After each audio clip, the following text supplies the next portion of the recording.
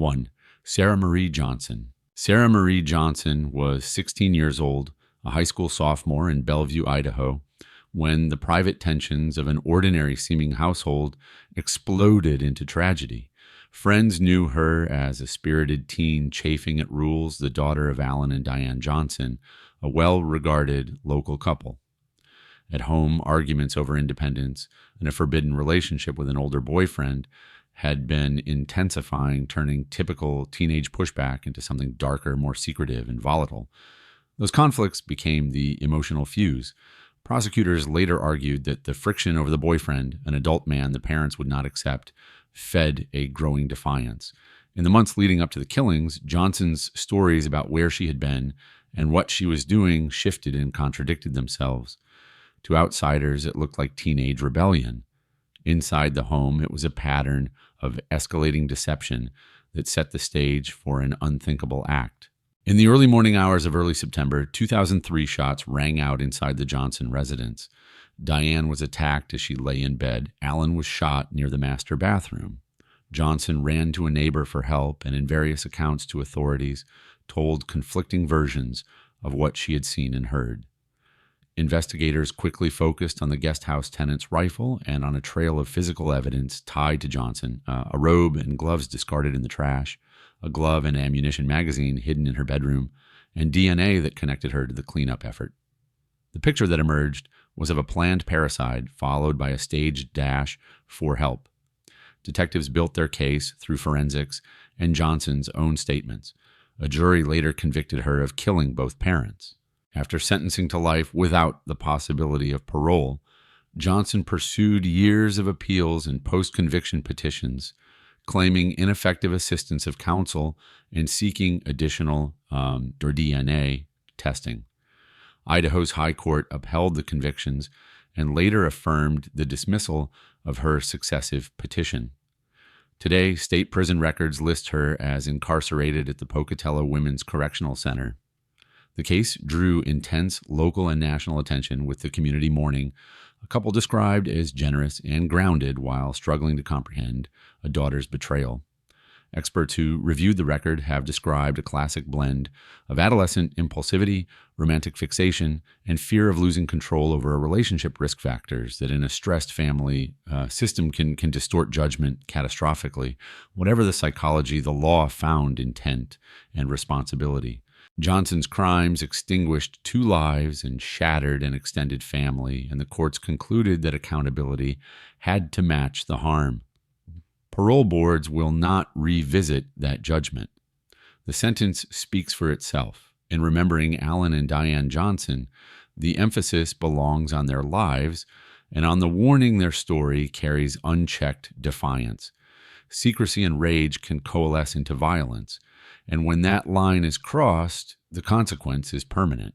2. Nicole Kasinskas. Nicole Kasinskas was a 16-year-old from Nashua, New Hampshire, a high school student whose world revolved around an older boyfriend named William Sullivan, and a growing fight with the one person trying to set boundaries, her mother, Jean Domenico. At home, Jean was a devoted parent with firm rules about where her daughter could go and with whom. Friends saw the ordinary outlines of a teen pushing for independence. Inside the house, the arguments over a forbidden relationship hardened into a daily standoff. When Jean refused to let Nicole travel or move to be with Sullivan, the conflict stopped feeling temporary and in Nicole's mind became a problem to eliminate. The trigger was a combustible mix of infatuation, secrecy, and escalating defiance. Prosecutors later described a plan born from the fear that parental rules and potentially the courts would separate the couple. Nicole's thinking narrowed around the idea that life with Sullivan was impossible as long as her mother stood in the way. In that pressure cooker, impulsivity and grievance replaced judgment. The pair traded messages, rehearsed alibis, and imagined a future without the person who had raised her. None of the emotional backstory excuses what followed.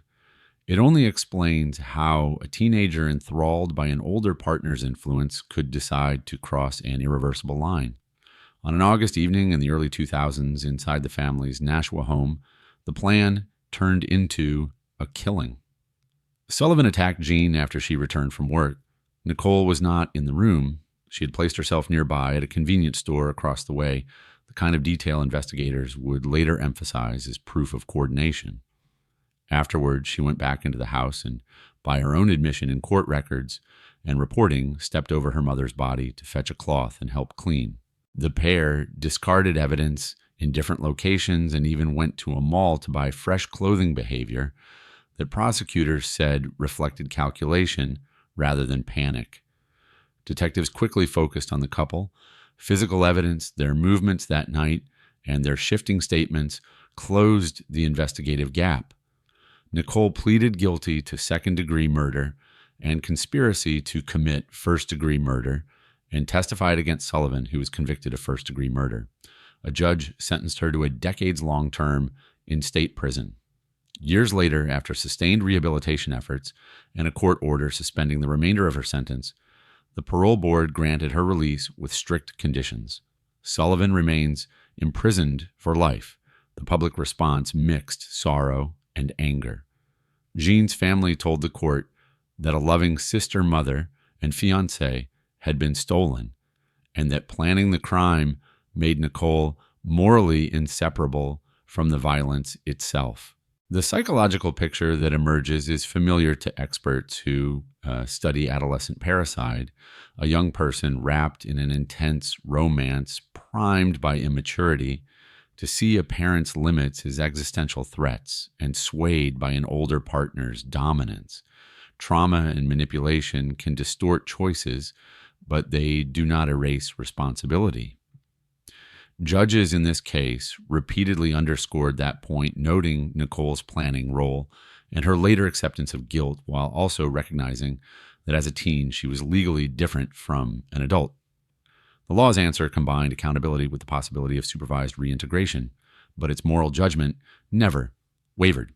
This story ends where it must, with an unambiguous condemnation of a daughter's betrayal and a solemn remembrance of Jean Domenico. A parent who tried to protect her child was targeted for elimination, and a family's future was shattered. The lesson is stark and necessary. Love is not proven by destroying the people who set limits. Control and secrecy are warnings, not excuses. If a teenager hears echoes of this path in their own life, the only right move is to seek help before harm is done. Justice has spoken in this case, but its warning is for everyone. 3. Ellen Rose Frier. Ellen Rose Frier was a 15-year-old high school student from Medford, Oregon, known to friends as quiet, smart, and increasingly consumed by an older boyfriend, Gavin Curtis McFarlane. At home, she lived with her father, Erin Frier, a devoted parent trying to pull his daughter back from a relationship he believed was dangerous. What looked like typical teenage friction hardened into a daily struggle over rules, curfews, and control, with a worried father on one side and a defiant teen on the other. News reports later documented how that conflict would end not in compromise, but in catastrophe. The emotional tinder was easy to trace. Investigators learned that the family's objections escalated after relatives contacted police about the older boyfriend triggering fears of legal consequences in a forced separation. Prosecutors would later describe a combustible mix of adolescent infatuation, secrecy, and grievance. In this pressure cooker, Ellen's thinking narrowed into a disastrous idea. If the person enforcing the rules disappeared, the relationship could survive. That logic is common in parricide cases involving teens and older partners, and it is always a catastrophic distortion. In the early hours of a morning in early October of 2017, violence erupted inside the Frier home. Erin was attacked as he slept on the living room couch. In the aftermath, according to police and court records, the body was hauled away from the city and left outside the nearby community of Eagle Point. The scene inside the house told investigators that a serious crime had occurred, and attention turned quickly to Ellen, her boyfriend, and a friend named Russell Jones. The story that emerged was not of a spontaneous outburst of rage, but of a plan born from resentment and a desire to be together at any cost. Detectives closed the distance through interviews, timelines, and forensics. McFarlane admitted responsibility for the fatal attack and later entered guilty pleas to murder and conspiracy. A judge sentenced him to life with a minimum term measured in decades before parole eligibility. Ellen pleaded guilty to conspiring to murder her father and to conspiring to commit burglary. The court imposed a prison sentence of 25 years. She began her term in a youth facility before transfer to adult custody. Russell Jones ultimately entered a no-contest plea to conspiracy and received a term measured in years rather than decades. Each outcome reflected a justice system parsing different roles while recognizing a shared responsibility for a father's death. In court, Ellen's attorneys raised claims of manipulation by an older boyfriend and referenced allegations about the home that were never proven at trial. Reporters in the courtroom described a teenager who read a statement expressing remorse and a judge who emphasized both accountability and the faint hope of rehabilitation over time. The public response was raw heartbreak for two younger sisters, outrage from friends and relatives who remembered Erin as a caring, steady presence, and disbelief that a daughter could take part in a plot against a parent. The psychological profile that emerges is grim but familiar. Adolescent brains are uniquely vulnerable to urgency, peer influence, and short-term rewards. Add a romantic fixation on an older partner and a household locked in conflict, and you have a blueprint for catastrophic decisions. But nothing about developmental science softens moral responsibility. This was not self-defense. It was a betrayal fueled by grievance and fear of losing a forbidden relationship, and the law responded as it should with firm punishment calibrated to each person's role. The only way to close this story is with moral clarity. A father who set boundaries out of love was targeted and killed, leaving children without their parent and a community grieving a neighbor who tried to do the right thing. There is no romance worth a life and no argument at home that justifies violence. If any young person recognizes these warning signs in their own world, secrecy, isolation, an older partner urging defiance, fantasies of escape, the answer is to seek help immediately. Justice can punish, but it cannot restore what was taken here, and that is the most devastating truth of all. 4. Sally Gilmer. Sally Gilmer was a 15-year-old high schooler from Lincoln, Nebraska, living in a small apartment with her father, Jesse Gilmer. Classmates remembered a quiet teen who kept to herself and spent most of her time with a boyfriend, a little older than she was.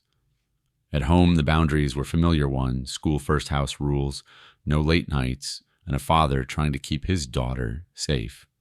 Behind closed doors, those rules became points of constant friction, the kind that turns ordinary arguments into simmering resentment. In the weeks before the crime, that resentment hardened into planning. What lit the fuse was not a single explosive moment, but a slow build of secrecy, teenage defiance, and the influence of an older partner who promised freedom from control. Prosecutors later said the boyfriend helped sketch out a plan offering transportation and a weapon, while Sally fixated on the idea that removing the rulemaker would remove the rules. This is the psychology experts often see in adolescent parricide, a narrow, all or nothing mindset shaped by immaturity, romantic intensity, and the inability to imagine long-term consequences. It is not a justification. It is the warning sign that was missed. On an afternoon in early October of 2022, Lincoln police were called to the Lodge Apartments near South 40th Street and Nebraska Parkway. Inside, they found Jesse Gilmer dead from stab wounds. Sally had contacted authorities and initially said she discovered her father after getting home from school. Investigators soon pieced together a different story, a plot carried out with the boyfriend's help, including a ride to the apartment and a knife handed over before the attack. The case quickly shifted from a tragic discovery to a coordinated killing, and both teenagers were taken into custody. Detectives built the case through timelines, phone records, and statements. The boyfriend admitted key facts about his role, including providing the knife and driving, while investigators documented that the planning had begun days earlier. Charged as adults, the pair moved through the courts on separate tracks. In November of 2024, Sally pleaded guilty to second-degree murder. In late January of the following year, a Lancaster County judge sentenced her to a term of decades in state prison. The courtroom scene was sober and direct. There was no minimizing what had been done, only the formal language of judgment and consequence. The legal resolution continued for the boyfriend. In mid-January, a jury found him guilty of aiding and abetting the use of a deadly weapon and of tampering with evidence after he entered no contest pleas. In late February, the court imposed consecutive prison terms that together amount to roughly 2 to 3 decades behind bars. Local coverage underscored the judge's reasoning. The responsibility was shared, the planning undeniable, and the community's safety required a serious sentence. Before sentencing, Sally's attorneys sought to transfer her case to juvenile court. An appellate opinion recounts how the trial judge considered the statutory factors, the level of violence, her age at the time, her ability to appreciate the seriousness of her conduct and public safety, and concluded that adult court was appropriate. That record shows a system that weighed rehabilitation against accountability and found the facts too grave for a juvenile forum. What motivated Sally was a mix of adolescent grievance and a romance she believed could not survive her father's rules. Developmental science explains the impulsivity and the power of peer and partner influence, but the law does not and should not treat those forces as excuses. The choice to plan and carry out a killing ended a parent's life and split a family forever. The court sentences recognize that reality. This story must end in condemnation. A father who set boundaries out of concern was targeted and killed by the child he raised, and an entire family now carries that loss into every tomorrow. There is no relationship worth the price of a life, no argument at home that warrants violence, and no teenage secrecy that cannot be answered by seeking help. Justice can punish, but it cannot restore what was taken from Jesse Gilmer or from those who loved him. Let this be the warning it is when control secrecy and rage begin to eclipse reason. Step back, speak up, and stop the harm before it becomes permanent. 5. Heather Marie Daust. Heather Marie Daust was a 14-year-old high school freshman in the Scripps Ranch neighborhood of San Diego, an adopted daughter in a home that friends described as structured and loving. Her mother, Rebecca Daust, worked as an elementary school counselor, respected for her patience and gentle authority. To most outsiders, the family looked ordinary: a hard-working mom, a father who showed up for his children, and a teenager who sometimes clashed with rules. Inside the home, though, tensions had grown. Teachers and neighbors would later learn that arguments had intensified and that Heather was struggling in ways that were not obvious from a distance. What pushed this fragile balance toward disaster was not a single outburst, but a pattern of turmoil. Court reporting and local coverage describe a teen grappling with mental health problems, bouts of running away, and alarming thoughts that surfaced in messages and conversations with a friend. Investigators would later recount suicidal ideation and drafts that revealed violent fantasies. In the months before the killing, defiance hardened into planning, and stress inside the family became the distorted lens through which she viewed every conflict. None of that provides an excuse. It does help explain how a young person under pressure and unwell can slide into catastrophic thinking. On a Sunday morning in late May of 2008, inside the family's kitchen, Heather attacked her mother with a household tool. Neighbors heard sirens soon after. Rebecca was rushed to the hospital and died the next day from her injuries. Police detained Heather at once. The facts that emerged were stark and devastating. This was not an accident, and it did not happen in a moment of mutual combat. It was a planned act that ripped a respected school counselor from her students and a mother from her family. The community reaction was grief first, then shocked disbelief that a child could target the very person who raised her. Detectives moved quickly, gathering digital evidence and statements. An agent testified about a text message that pointed to a premeditated plan. Prosecutors charged Heather as an adult. That winter, she entered a guilty plea to second-degree murder. The following January, a Superior Court judge imposed a sentence of 16 years to life in state prison. In coverage from the courthouse, reporters noted a complicated mix of emotions: a father who forgave his daughter and stood by her, a judge acknowledging significant mental health issues while emphasizing that they did not excuse the crime, and a community grieving a counselor known for helping other people's children.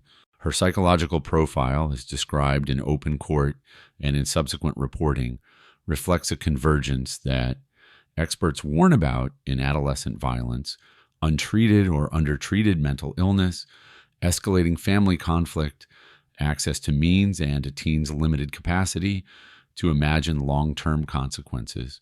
There were also troubling signs of self-loathing and a wish to be punished that surfaced after the attack signals of a mind in crisis rather than a thrill-seeker chasing notoriety. Still, the legal system drew a bright line. Whatever the internal storm, the external act was deliberate, irreversible, and fatal. Accountability had to come first. Heather's case reverberated far beyond one household. Teachers and students mourned a counselor remembered for kindness. Neighbors wrestled with how such violence could grow in a home they thought they knew. In the courtroom, the law did what the law must do: recognize the harm, measure culpability, and impose protection for the public. At the same time, the judge's remarks and the father's plea reminded observers that mental health treatment and family support cannot arrive only after tragedy. The sentence balanced punishment with the possibility that if experts one day deem her safe and the parole process allows rehabilitation, may matter, but not before justice for Rebecca. This story closes with moral clarity. A mother devoted to children at school and at home lost her life inside her own kitchen, and a family will carry that absence forever. No argument, no secret, no internal pain justifies killing a parent.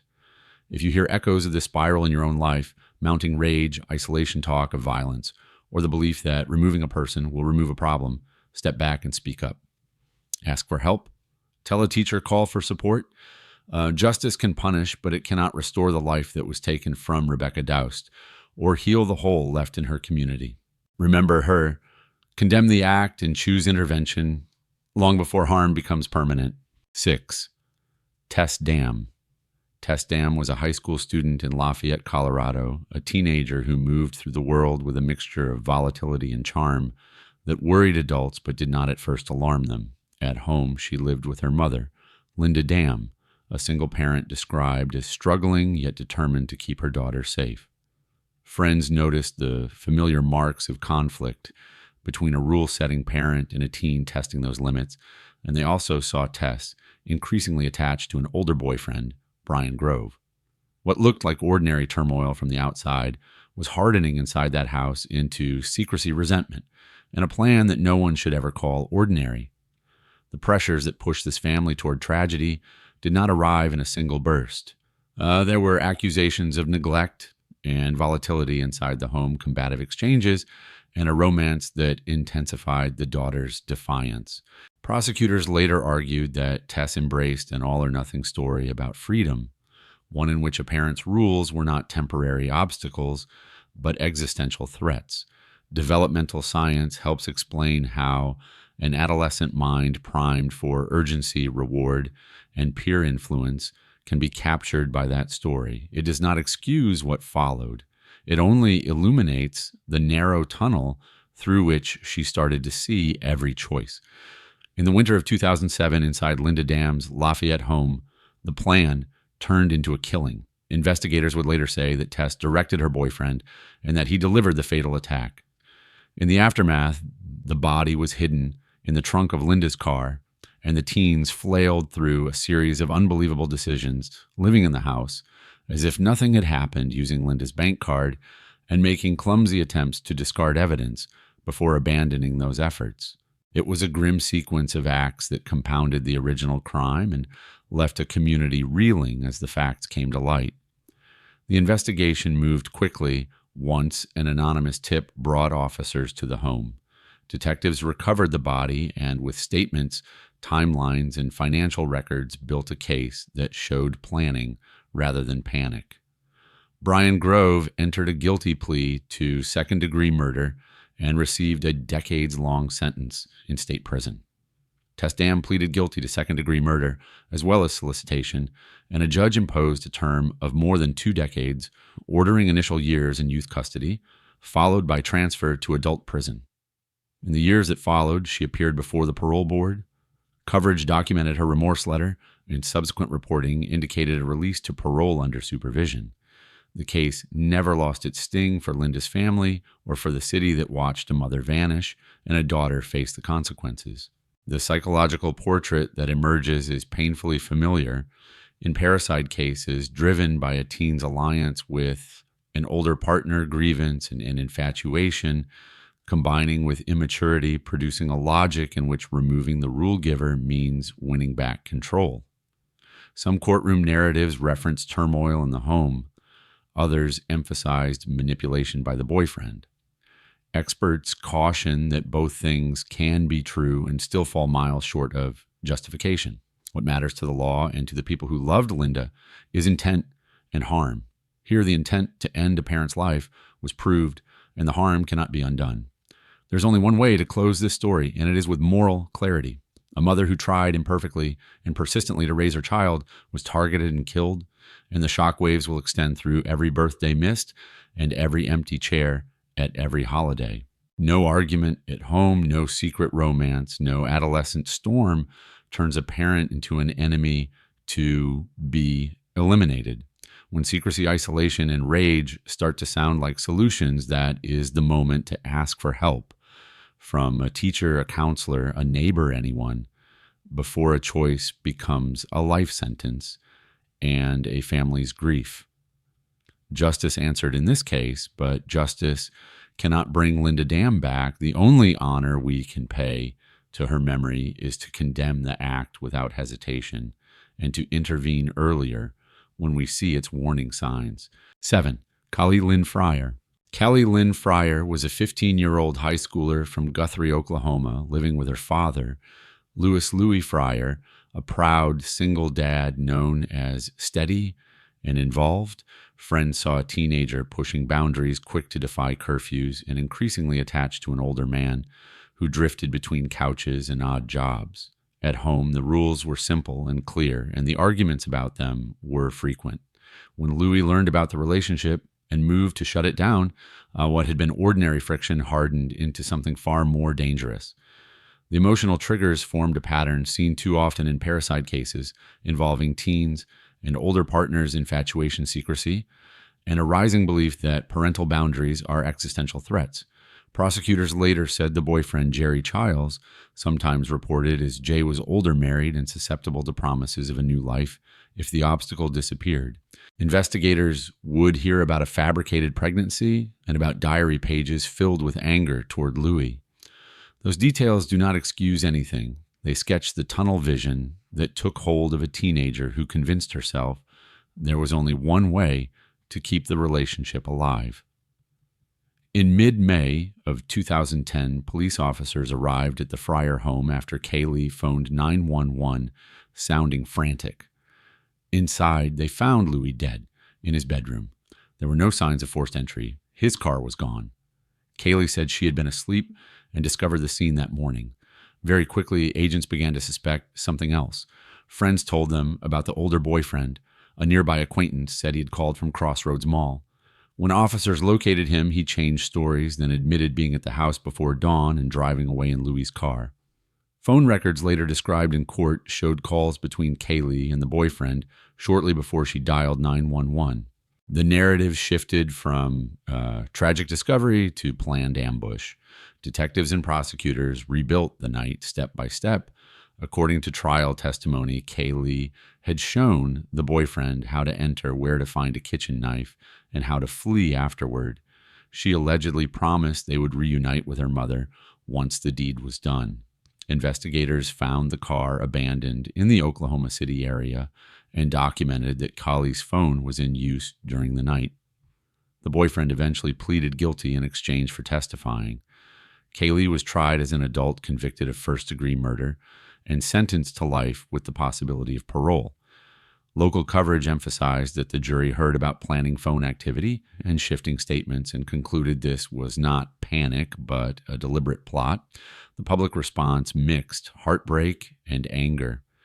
Neighbors and relatives remembered Louis as a devoted father who had weathered hard seasons and stayed present for his children. In interviews tied to a television documentary, a former assistant district attorney described how a troubled romance intersected with adolescent defiance to create a lethal fantasy, while a city attorney noted that manipulation and dependency fed each other until violence seemed to the couple like a solution. Those assessments echo established research on adolescent decision-making. Teens are uniquely vulnerable to peer and partner influence, prone to short-term thinking, and often catastrophize ordinary conflicts. The law, however, draws a bright line. Whatever the pressures, this was intentional, and the consequences had to match the harm. What motivated Kaylee, as the record reflects, was a convergence of grievance and infatuation, sharpened by the boyfriend's readiness to believe a false story about a child on the way. The diary entries in the phone timeline reveal planning, not a split-second lapse. Experts may debate how immaturity and manipulation interact, but they do not erase responsibility. The court sentence recognized youth while insisting on accountability for orchestrating the death of a parent. This story ends with moral clarity. A father who enforced rules out of love was targeted and killed, leaving a family shattered and a community grieving. There's no teenage romance worth the price of a life, no house rule that justifies plotting a parent's death, and no lie that can turn murder into escape. If you recognize the warning signs, secrecy, isolation, an older partner urging defiance, fantasies about removing the person who says no, step back and seek help immediately.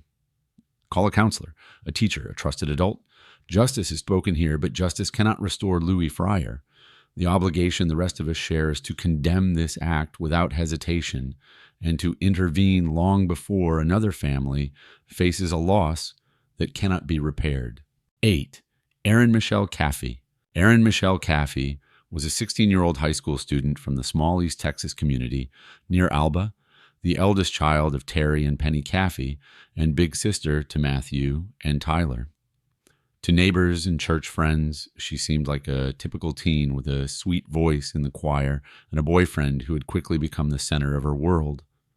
At home, her parents set clear rules and tried to slow a relationship they believed was moving too fast with an older boy. What looked ordinary from the outside was becoming a relentless struggle inside the house, a tug of war between a family's boundaries and a teenager's defiance. That tension hardened into an emotional trap. Prosecutors and reporters later described a combustible mix of adolescent infatuation to secrecy and the belief that parental limits were an existential threat to the romance. Erin's thinking narrowed around a catastrophic idea. If the rules vanished, that the relationship would survive. Experts interviewed in coverage of the case pointed to familiar risk factors, adolescent impulsivity, intense peer influence, and black and white thinking, the very ingredients that can turn a household conflict into a deadly plan. None of those factors excuse the choices that followed. They only explain the tunnel vision that took hold. In the early hours of a night in early March of 2008, violence struck the Caffey home. Two of Erin's companions entered while the family slept. By morning, Penny and both sons were dead. The house had been set on fire, and Terry, shot multiple times, had escaped and survived.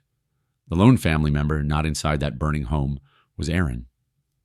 The horror shook East Texas, and as investigators began to retrace the hours before the attack, attention turned to the teen whose relationship had been at the center of so many fights. Detectives moved quickly. Cell phone records, interviews, and statements from the older boyfriend, Charlie Wilkinson, and his friend, Charles Wade, revealed planning coordination and Erin's role in directing the plot. A fourth teen, Bobby Johnson, was tied to the getaway. Within days, all four were in custody. In court proceedings over the following months, Wilkinson and Wade accepted sentences of life without the possibility of parole. Johnson received a decades-long sentence. Erin pleaded guilty in adult court. A judge imposed 2 life terms plus an additional sentence, and the Texas prison system now lists her parole eligibility date as early March of 2038. Public reaction was complicated and raw. Media reports chronicle the father's extraordinary forgiveness. Terry Caffey publicly asked prosecutors to remove the death penalty from consideration for the 2 young men, alongside his unflinching acknowledgement of his daughter's responsibility. Interviews and documentaries would later revisit that night and its aftermath, but the legal truth remained steady. The crimes were planned, carried out, and punished with the heaviest penalties short of death, and Erin's role was central. Psychologically, the case sits at the bleak intersection of adolescent vulnerability and calculated intent. The record shows infatuation with an older partner, a deepening grievance against parental control, and a series of deliberate steps that transformed angry talk into a lethal action. Coverage has included clinicians who described Erin as uniquely dangerous. Others emphasized the way an older partner's dominance can feed a teen's worst impulses. Reasonable people can debate which influence weighed most.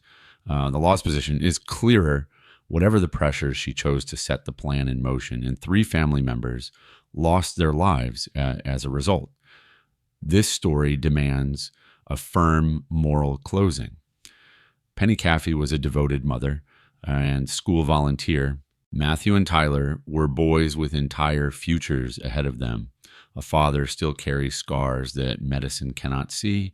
No romance, no curfew, no household rule can justify plotting the destruction of a family. If you recognize the warning signs in your own life, secrecy, isolation, an older partner urging you to defy every boundary fantasies about removing the person who says no, stop, and ask for help from a counselor, a teacher, a neighbor, anyone. Justice answered here with life sentences and decades behind bars. But justice cannot return the dead or mend a family's empty chairs. Remember the victims, condemn the act without hesitation, and intervene early so no one else pays this price. 9. Dana Marie Barker. Dana Marie Barker was a 17-year-old from Okmulgee, Oklahoma, a teen who had recently left high school and was drifting between friends' couches and her father's rules. To neighbors, she seemed restless and oppositional, the kind of kid who tested limits and came home late. Inside the family, those limits were drawn by adults who did not always agree with one another. Brenda Barker, Dana's former stepmother, had once been part of that household and still lived nearby. The picture that emerges from court files and reporting is of a teenager in turmoil, a fractured family orbited in a set of choices that would end one life and permanently scar many others. The pressures that pushed Dana toward violence were layered and contested. In interviews and filings years later, she described severe physical and sexual abuse by her father, Joe Barker, and said he manipulated her for years, even threatening to kill her if she did not harm Brenda. Investigators did look at Joe Barker, but said they could not corroborate a role that would support charges. He was never prosecuted in the case and has since died. Whatever the truth of those allegations, the themes that experts often see in adolescent parricide appear here: a volatile home, a young person primed for impulsive all-or-nothing thinking, and the absence of healthy adult anchors. None of that justifies what happened next. It only sets the stage for a catastrophic decision. One winter night in early January of 1994, Dana went to Brenda Barker's home. According to court records summarized in later reporting, she wore rubber gloves, had obtained a stolen handgun, and cut the phone lines before knocking on the door. A struggle followed inside the kitchen. Brenda was shot, and though rushed for medical care, died nearly 2 weeks later. The scene told detectives this was a targeted attack carried out by someone who knew the house and the people in it. The ripples were immediate. 2 sons lost their mother. A neighborhood lost its sense of safety, and a community faced the reality that a teenager had brought lethal intent to a family doorstep. The investigation moved quickly. With evidence from the scene and witness statements, prosecutors charged Dana as an adult. She ultimately pleaded guilty to first-degree murder in the following spring and received a sentence of life without the possibility of parole. The conviction became final the next year. Decades later, as courts across the country revisited juvenile life without parole sentences, Dana sought relief through state and federal petitions. A federal order recounts that she raised claims under the United States Supreme Court's decisions in Miller and Montgomery, but her habeas petition was dismissed as untimely after the state appellate court denied relief. Today, official records and news coverage identify her as incarcerated at Mabel Bassett Correctional Center. Her case sits inside a larger legal shift. Oklahoma's highest criminal court has said that sentencing children to die in prison is unconstitutional unless a sentencer finds beyond a reasonable doubt that the youth is permanently incorrigible language that reflects national rulings on adolescent culpability. That framework does not rewrite the facts of this crime.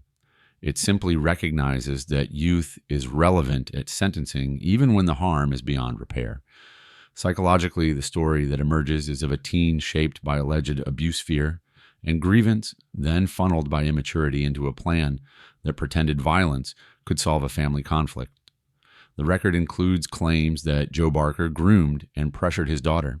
Prosecutors and a former district attorney, however, emphasized a lack of corroboration and described Dana's courtroom effect as cold. Reasonable people can disagree about influences. The law could not disagree about accountability. A person planned and executed an attack, and a mother of children was lost. This story must close with moral clarity. Brenda Barker was a parent, a neighbor, and a human being whose life mattered. No allegation of mistreatment, no teenage rage, no demand from any adult can turn homicide into a solution. The appropriate response to fear or abuse is to seek help from police, from child protection, from teachers, from safe adults, not to end a life. The justice system measured responsibility here and imposed the severest punishment short of death.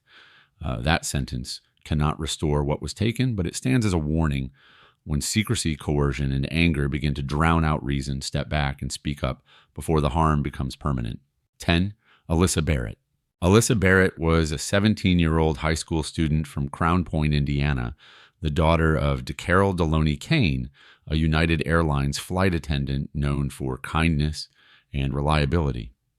Friends and relatives described Alyssa as outgoing but increasingly headstrong, a teenager navigating the familiar tension between a parent's rules and a young romance that had quickly become the center of her life. Inside the family home that friction hardened, curfews trust, and boundaries were argued again and again, and the warmth of an ordinary household began to feel like a battlefield of secrets and defiance. Prosecutors later said one conflict overshadowed the rest of Alyssa's pregnancy and a bitter dispute over whether she should end it. As the relationship with her boyfriend, Demarius McGriggs, intensified, so did the sense on her side that adult rules were an existential threat to the future she imagined. Investigators would describe messages, plans, and a frightening resolve that grew from resentment into intention. These are classic risk factors in adolescent parricide, romantic fixation, secrecy, and black and white thinking that erases long-term consequences. They explain the slide, they never excuse it. In early July of 2014, the argument ended not in compromise, but in violence. According to charging documents and later courtroom accounts, Alyssa and McGriggs lured DeCarroll to the basement of the family home. There the attack began. The method was brutal, but the important facts for this narrative are simple and sufficient. A mother was overpowered in her own house.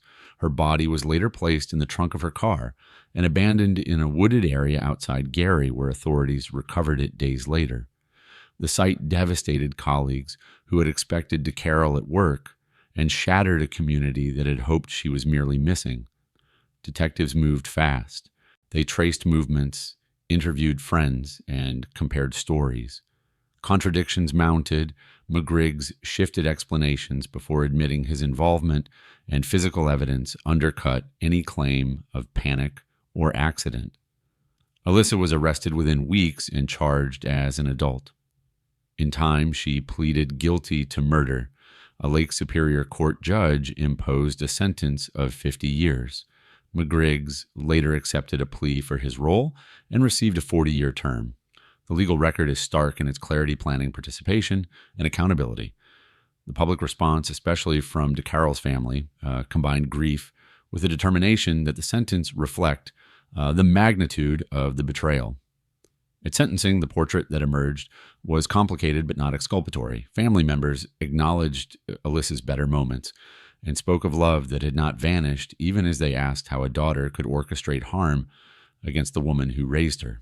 Prosecutors called her manipulative and self-centered.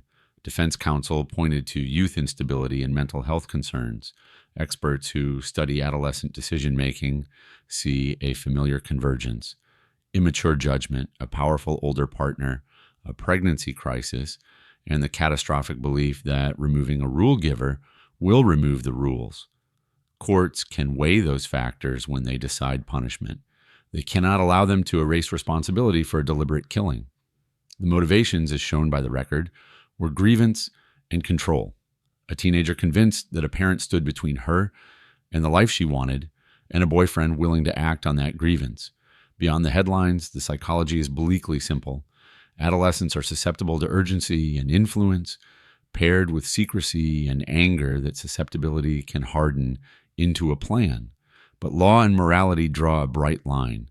Intention met action, and 3 words define the outcome: a mother is gone. This story must close with condemnation. DeCarroll Deloney Kane was a parent, a colleague, and a neighbor whose life mattered. No romance, no pregnancy dispute, no household argument turns a parent into an obstacle to be eliminated. The court sentences cannot mend the empty chairs her family faces, but they affirm a community's values, rules exist to protect, and those who destroy a life are held to account. If any young person hears echoes of this path, secrecy, isolation, an older partner urging defiance, fantasies of solving a problem by removing the person who says, no, stop. Ask for help from a counselor, a teacher, a relative, a trusted adult. Justice spoke here with decades behind bars. It cannot restore what was taken, and that is the deepest tragedy of all. 11. Morgan Lane Arnold. Morgan Lane Arnold was a 14-year-old high school student from Ellicott City, Maryland, the daughter of Dennis Lane, a well-known local businessman and blogger with deep roots in the community. Friends and neighbors saw a father who doted on his child, and a teen testing boundaries in ways that did not at first seem extraordinary. What changed the tone inside the household was Arnold's involvement with an older boyfriend, Jason Bulmer. As the relationship intensified, so did arguments at home, and what looked from the outside like routine parental pushback began to feel to a headstrong teen like an immovable wall. Prosecutors later described a months-long slide from secrecy into planning. Arnold's thinking narrowed around a stark idea: if the rules disappeared, the romance could survive. Court proceedings and reporting would show how that fantasy took hold. Messages about what might happen, talk of sneaking in and out, and a teenage logic that treated adult boundaries as existential threats. Her mother and defense counsel pointed to a long history of mental health struggles and urged treatment. A judge noted that she needed intensive services even as the case moved forward in adult court. Those details help explain the emotional pressure cooker. They do not excuse what followed. In early May of 2013, the plan turned into a killing inside Dennis Lane's Ellicott City home. Evidence later presented in court showed that Arnold left a door unsecured so Bulmer could enter. Lane was fatally stabbed in his bedroom while the household slept. By morning, the death of a familiar voice in Howard County business and civic life had shaken the community. The teenager at the center of the family conflict was not inside the house. Investigators quickly began retracing her steps and examining her communications with Bulmer. Detectives moved fast, interviewing witnesses, seizing devices, and assembling a timeline. News accounts at the time reported that Bulmer was quickly identified and detained, and that electronic messages documented planning rather than panic. Within days, the state charged Arnold as an adult. The following year, a judge ruled that the case would remain in adult court, citing both the seriousness of the crime and concerns about whether the juvenile system could provide adequate mental health care and accountability. Legal outcomes unfolded in stages. Gilmer pleaded guilty to first-degree murder and received a life term with all but 30 years suspended.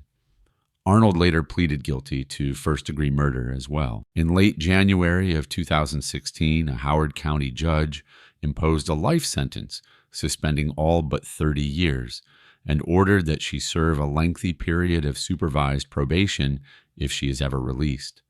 Coverage noted that the court weighed her age and mental health history against months of planning and manipulation and concluded that accountability had to be firm. What emerges from the record is a bleak psychological picture familiar to experts on adolescent violence, infatuation with an older partner, black and white, thinking about control at home, and a belief that removing a rule giver removes the rules. Arnold supporters emphasized long-standing mental health issues and urged treatment. Prosecutors and the court focused on intent preparation and the manipulation of a boyfriend into carrying out the attack. Reasonable people can debate which pressures loomed largest. The law's position is clear. Whatever the pressures, she chose to set the plan in motion, and a father lost his life. This story closes with moral clarity. Dennis Lane was a parent, a neighbor, and a builder of community. No romance and no household conflict can justify plotting a parent's death. The sentences in this case cannot return the life that was taken, but they reflect a community's insistence that rules matter and that those who orchestrate such harm are held to account. If any young person recognizes echoes of this spiral, secrecy, isolation, an older partner urging defiance, fantasies of solving a problem by removing the person who says, no, stop, and ask for help from a counselor, a teacher, a relative, anyone. Justice spoke here in Decades Behind Bars. It cannot fill an empty chair at a family table. 12. Carly Madison Gregg.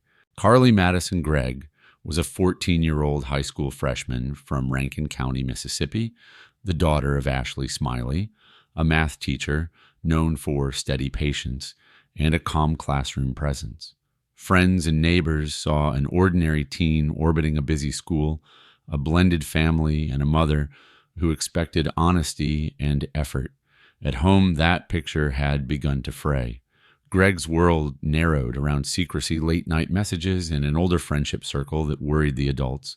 By the time spring arrived, the tension inside the house had shifted from typical teenage defiance to something colder and more calculated. The emotional triggers were subtle and contested. Prosecutors later said there was no clear sympathetic motive, only a growing will to defy and control. The defense painted a different story, describing a mental health spiral marked by depression, numbness from medication, and disturbing thoughts that had been building for months. A psychiatrist who evaluated Gregg testified about anxiety, hallucinations, and self-harm history, while acknowledging that she understood right from wrong. Those details help explain the internal storm, but do not excuse a plan that moved from fantasy to action. One March morning, inside the family's Brandon home, the conflict turned fatal. Evidence introduced at trial showed Gregg used a household firearm and then tried to conceal what she had done, moving a camera and attempting to craft a narrative that would deflect suspicion. A short time later, her stepfather, Heath Smiley, became a second target and survived. The method is grim enough without details: a parent slain in a place that should have been safest, followed by an attempt to harm another family member. The facts were anchored by security footage from inside the home and a cascade of digital breadcrumbs that left little room for doubt. Detectives and prosecutors built the case quickly. Jurors watched the surveillance video, heard from first responders and witnesses, and weighed competing accounts of Gregg's mindset. After roughly 2 hours of deliberation, they returned unanimous guilty verdicts on murder, attempted murder, and evidence tampering. Tried as an adult, Gregg faced sentencing that balanced her youth against the deliberate nature of the crime. The court imposed life in prison, and the record reflects that the ruling meant life without the possibility of parole for the murder count, with an additional term for tampering. The courtroom captured the paradox of this case: a teenager in tears, a community staring at a planned parricide, and a judge bound to the facts and the law.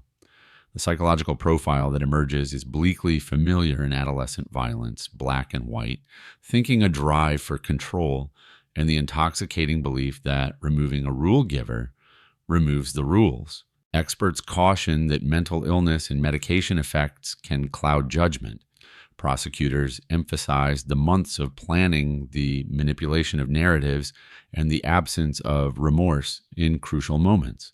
Reasonable people can debate the weight of those factors. The jury answered the narrower question: the law requires intent action and responsibility. Public reaction was swift and sorrowful. Ashley Smiley's colleagues at Northwest Rankin mourned a teacher who had spent years strengthening students' confidence with quiet persistence. Rankin County residents and statewide media wrestled with a case that offered no satisfying motive and no easy lessons, only a reminder that violence can grow in silence and secrecy. Appeals have been noted in subsequent filings, but the trial verdict and sentence stand. The story must close with moral clarity. A mother who served her school and loved her family is gone, and a community carries that absence into every graduation and every new school year she will not see. Mental health struggles may explain behavior. They do not excuse choosing lethal violence. No argument, no grounding, no rule at home justifies killing a parent or attacking a step-parent. If you hear echoes of this spiral, secret plans, fascination with harm, the fantasy that removing a person will remove a problem, speak up now. Ask a counselor, a teacher, a coach, or a trusted neighbor for help. Justice is spoken here in decades, behind bars, but justice cannot restore a life. Remember, Ashley Smiley condemned the act without hesitation and intervene early when warning signs appear. 13. Sierra Halseth. Sierra Halseth was a 16-year-old high school student in suburban Las Vegas, the youngest child of Daniel Halseth, a well-known and outgoing father who worked in technology and loved documenting family milestones online. To neighbors, theirs looked like a blended family trying to reset after a difficult divorce.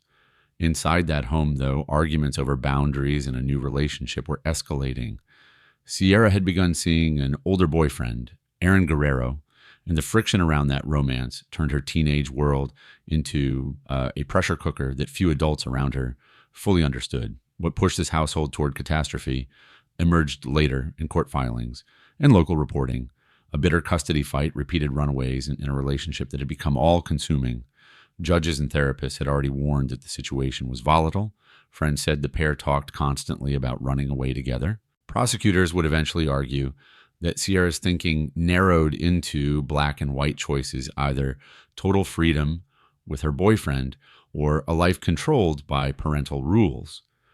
Those dynamics are familiar to adolescent psychologists: infatuation, secrecy, and an inability to imagine long-term consequences. They help explain the spiral. They do not excuse what came next. In early April of 2021, inside Daniel Halseth's Northwest Las Vegas home, the tension shattered into violence. Investigators later said the father suffered multiple sharp force injuries and that a fire was set afterward. When Daniel did not answer calls, a check at the house led to a horrifying discovery and a call to police. By then, the young couple had already left Nevada. It was a betrayal that stunned extended family and a community accustomed to seeing Daniel as a devoted parent who tried to keep his daughter safe. Detectives followed the trail quickly. Surveillance footage, financial records, and phone data charted movements before and after the killing. Within days, police in Salt Lake City took the pair into custody. Back in Las Vegas, prosecutors presented evidence that the teens planned the attack, attempted to set the scene on fire, used Daniel's debit card, and fled in his car. A disturbing video later obtained by reporters captured the couple speaking casually in the aftermath, a clip jurors would not forget. The case moved from mystery to method, with investigators emphasizing planning and post-crime behavior rather than any momentary loss of control. Legal outcomes came the following year. In late May of 2022, Sierra Halseth and Erin Guerrero each pleaded guilty to murder and a slate of related charges that included arson and robbery. That fall, a Clark County judge imposed identical sentences, life in prison, with the possibility of parole after 22 years. Local stations carried the hearings live as the court weighed youth and mental health claims against months of planning and the extraordinary harm done. The ruling rejected any attempt to minimize Sierra's role. In the judge's words, accountability had to be firm. Professionals who study adolescent violence describe a bleak psychological picture: a teen locked into an obsessive romance with an older partner, catastrophizing ordinary family conflict and embracing the fantasy that removing a rule giver removes the rules. The custody turmoil and running away amplified that tunnel vision, but the record shows deliberate steps before and after the crime. Defense filings referenced anxiety and other diagnoses. Prosecutors focused on planning and manipulation. Reasonable people can debate which force weighed most. The law answered the narrower question: intent met action, and a father lost his life. This story must end with moral clarity. Daniel Halseth was a parent, a neighbor, and a friend whose life mattered far beyond the headlines. No romance, no curfew, no custody order turns a parent into an obstacle to be eliminated. If you recognize echoes of this path, secrecy, isolation, an older partner pushing you to defy every boundary fantasies about solving a problem by getting rid of the person who says, "No, stop now." Speak with a counselor, a teacher, a coach, a trusted adult. Justice answered here with life sentences and decades behind bars. But justice cannot rebuild a family or return a father to his children. Remember, Daniel condemned the act without hesitation and intervened early when warning signs appear.